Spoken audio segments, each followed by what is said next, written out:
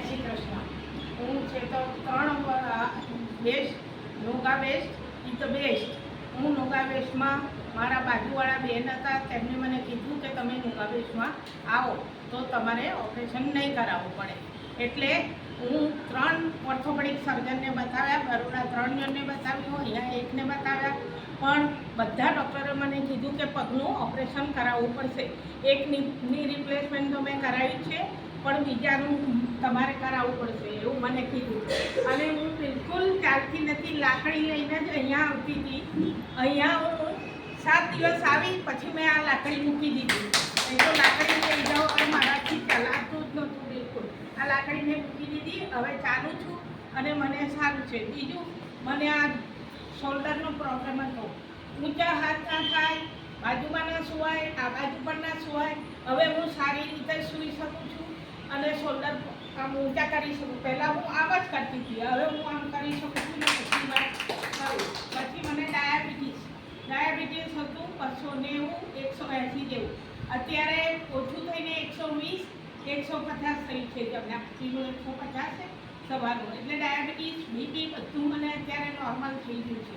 પછી મને આ નેક પણ દુખતી હતી, એનાથી પણ મને હવે કશું નથી કરવું. નહીં તો સવારમાં ઉઠું તો મારે આમ 2-3 વાર કરવું પડે, આમ કરવું પડે, પછી જ મારાથી એ થાય. હવે માથું બિલકુલ ઓળાતું નહોતું મારાથી, તો હવે હું જાતે માથું ઓળી શકું. નહીં તો હું સાંજે જ માથું ઓળી શકતી હતી, માથું નહોતું ઓળાતું, હાથમાં કશું પકડાતું નહોતું. હવે હું ફાવની આ લેવાથી મને હાથમાં પકડાય છે.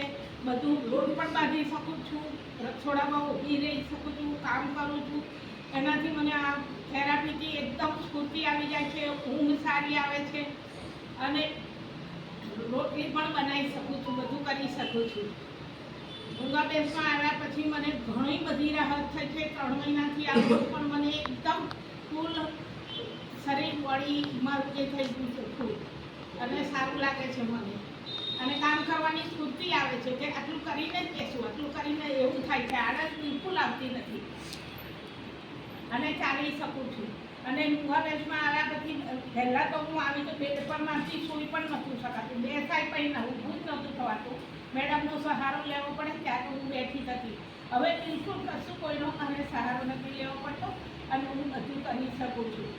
અને યોગા બેસમાં આવ્યા પછી મને આ સર લેક્ચર આપે એ તો મને બહુ જ ગમે છે. હું મારી થેરાપી પૂરી થઈ હોય તો હું સાંભળવા ડિટેલમાં બધું. ઈશા મેડમ ને સર બંને એટલા સરસ લેક્ચર લે, દરેક અવયવનું આપણને જ્ઞાન આપે છે અને આપણે ડિટેલમાં. હું પોતે નર્સ છું, પણ આટલું ડિટેલ હું નહોતી ભણી, જનરલ નર્સિંગ કરેલું છે, પણ હું આટલું ડિટેલ નહીં. આ સરની લેક્ચર મને બહુ જ ગમે છે અને મેડમ પણ એટલું સરસ સમજાવે.